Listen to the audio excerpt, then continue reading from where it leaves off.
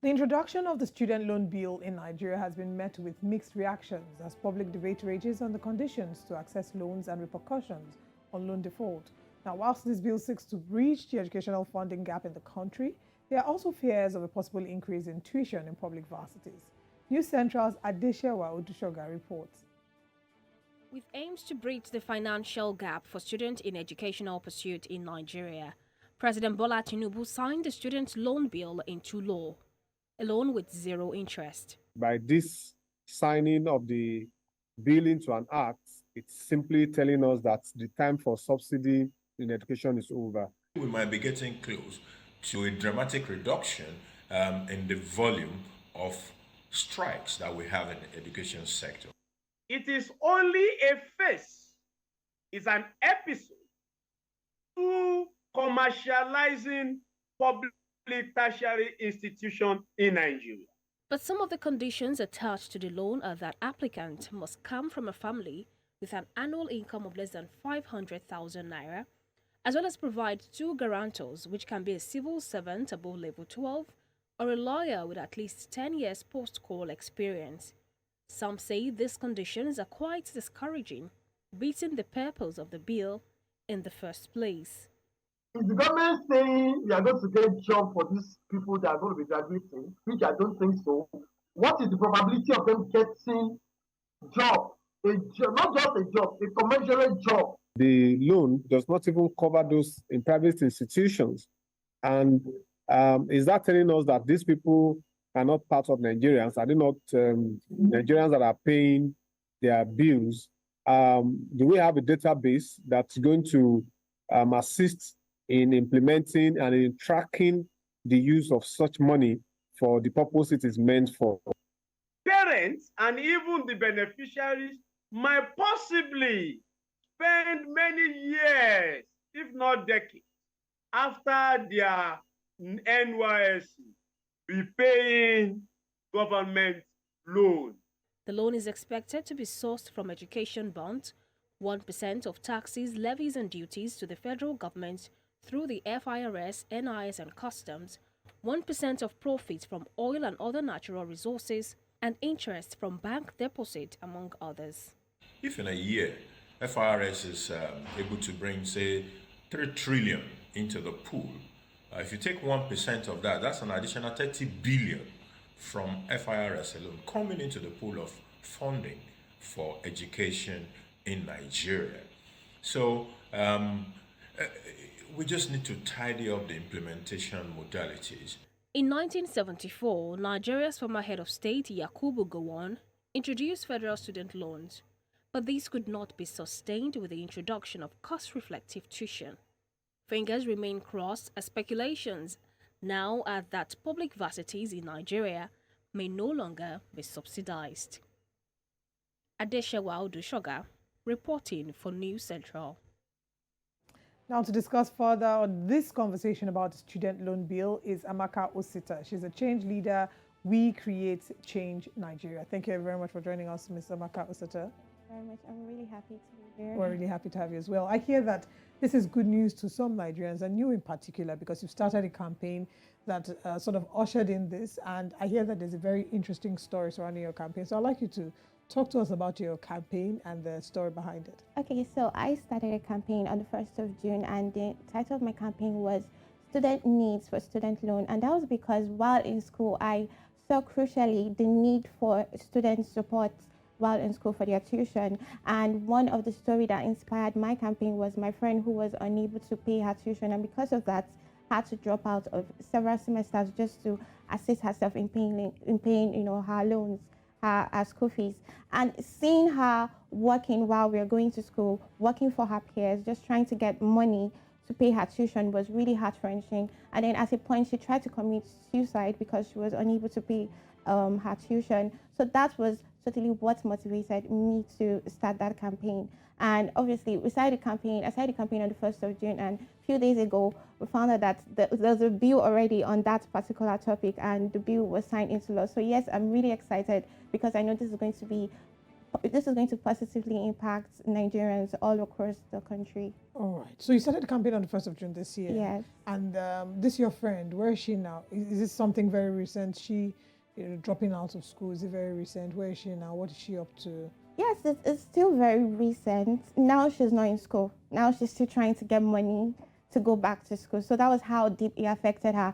And I don't think it just affected her need to be in school. It also affected her mental health, because now she feels, what's the essence of being in school? I can't pay for this. I keep coming back every year, and I keep seeing that I can't get through this. So instead of sitting back and seeing her mates go for NYSC and, just having to feel bad all over again for feeling like she's not doing enough to leave school, she decided to, it's time to drop out and look for something else to do. So now she's not in school. Now she's still trying to get money to be in school. So I'm sure this would definitely motivate her to go back to school. All right. Let's get into the conversation this morning about the student loan bill. And we have Osauge, who's also going to be a part of this conversation as well. Yeah, I want to, if you looked at the details of the current bill, there have been criticisms, there have been people who, of course, have applauded it. There's also been those who say that it may not be what is right for Nigeria at this time, that the government should rather invest that money into fixing the education system and fixing infrastructure for education in Nigeria. The problem is not access to education or ability to fund education, it is the quality of education that we're seeing. And of course, the possibility of also getting jobs, post-study. So I want to, get from what you were thinking about. Is there any difference from what the current bill is saying, or are there certain parts of the current bill that you would have preferred the government to do different from what compared to what you had imagined?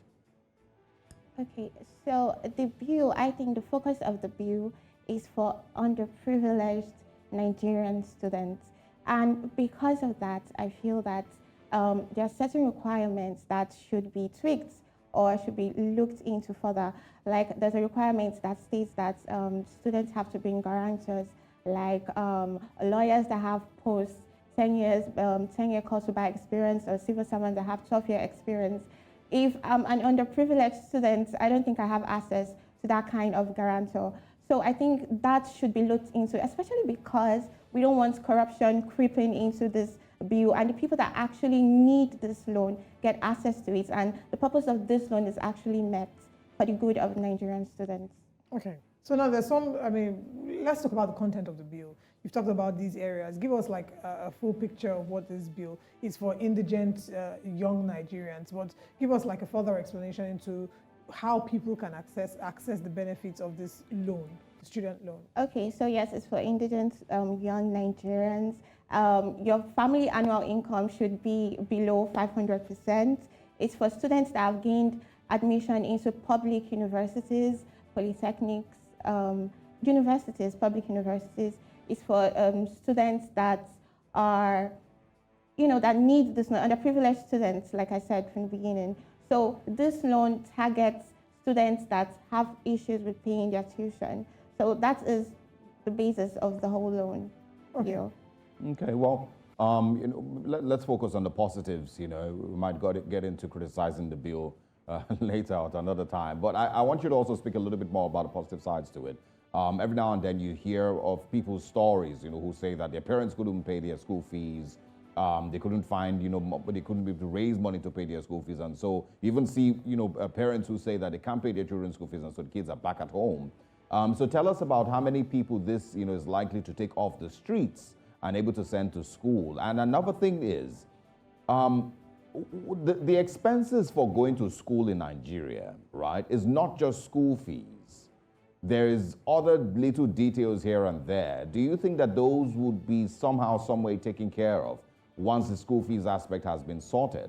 The accommodation, the feeding, the transportation, the research, all those aspects. For those who cannot afford it, those who do not earn 500,000 naira annually, how do they go around those aspects? Okay, so I would like to say this with a story about a friend of mine who, after paying her school fees, could no longer pay hostel fees or pay other fees that comes with schooling in Nigeria. So yes, I think this student loan bill, even though it is targeted towards tuition alone, could go a long way into helping a student's experience and payments in school, because when students are in school, there are lots of payments that they have to do.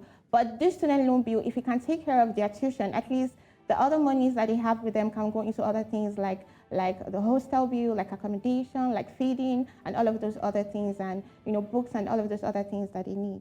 So yes, I think this is going to take off. This is going to take off a lot of kids, a lot of children off the streets, a lot of people that don't even feel the need to go to school anymore, because what if I can't afford this? What if at the point I can no longer pay the bills and then I have to drop out? This is going to take away that doubt. And I remember when I was writing my campaign, the word I had in my mind was safety net. So this bill is a safety net for Nigerian students, because if you know that no matter what happens to you financially when you're in school, there is this support to catch you. There's a safety net to catch you. There's a support that the country is providing for you. It will give you an additional reason to want to go back to school. All right. What other thing would you also be requesting of the federal government, the current government, aside this bill? Are there other parts of it that you would also like, some adjustments, or some, certain aspects that you would also like added to the bill to assist with, people who are trying to go, get, education in Nigeria? Okay, so the part of the defaulters of the loan bill actually having to pay 500,000 naira in fine or going to jail for 2 years, I think that could be tweaked. Although I feel the reason for that would be, just to make Nigerian students know that they cannot take that that loan with levity. But I feel like we should look into that, because for students to default, it means there is no means for them to pay back that loan. So if that requirement is going to be in place, then the government needs to look into the industry growth to make sure that these students after school can actually pay back this loan. But apart from that, I think other requirements are okay, because you don't need to pay back this loan immediately after school. You have a 2-year after NYSC to pay back this loan. All right, let's talk about the disqualification criteria. The people we've talked about those who are qualified and what you need to do, but the disqualification criteria says students are disqualified from applying if they have, one, defaulted in any loan before. So it's important that if you're looking to benefit from this, you must go to your banks and check your credit history before you come and you want to apply. If there's any proven case of exam malpractice, if they have ever been convicted for any offense of dishonesty or fraud, if they have been convicted of drug abuse, and 5, if their parents defaulted on any loan before. Do you think that this disqualification criteria is fair? For example, someone who's trying to find, they're trying to build a life for themselves, and their parents has maybe some years ago defaulted, on some loan. Do you think that maybe this is fair? Is there any tweaking you would like to suggest, or should it be as is? I don't think it's fair that students have to, pay for the loan defaults of their parents. And I don't think that students also need to bring their bank statements, or we have to check the capacity of students before this loan will be given out. This loan is meant to serve the underprivileged. So it's meant to serve those that actually do not have that. And most times, this underprivileged, they're the ones that's always going to debt more. Their parents are always going to debt more. So if you're saying that you're doing a loan to serve the underprivileged, to pay their tuition, and you're still telling them that, oh, if your parents have borrowed money in the past and they've not paid, we cannot give you this money, I don't think it's actually going into the nitty-gritty of the loan and actually meeting the needs of those that actually need this loan. So yes, of course, I think that there should be some tweaking in that part. All right. Very quickly, Amaka, and final thoughts would be, you, of course, started your campaign on the 1st of June, yes, and now this bill has been signed into law. Yes. Do you still intend to continue with your campaign, or is this the end of the journey? I mean, the campaign is won. We have the law already, but we know how it is in Nigeria when it comes to implementation. So I feel like, yes, the first part of the battle is won, but there's still the part that, this law is implemented and is implemented rightly. So I think the next point of my campaign is to make sure that this loan law is actually implemented. So yeah, we Nigerians would like to follow up on this loan bill and make sure that it's implemented rightly, so that those that actually need this loan are the ones that benefit from this loan. All right, thank you so much. And there are many conversations to have as regards the students' loan bill, and we will, of course, still keep talking about this here on Breakfast Central. Important to remember, that this is, of course, a bill that began in 2016 by Femi Gbajabiamila. At the time, he was Speaker of the House of Reps. Amaka Osita, thank you so much for joining us this morning. Thank you. All right. And away from that, let's quickly share with you what's still to come this morning on Breakfast Central.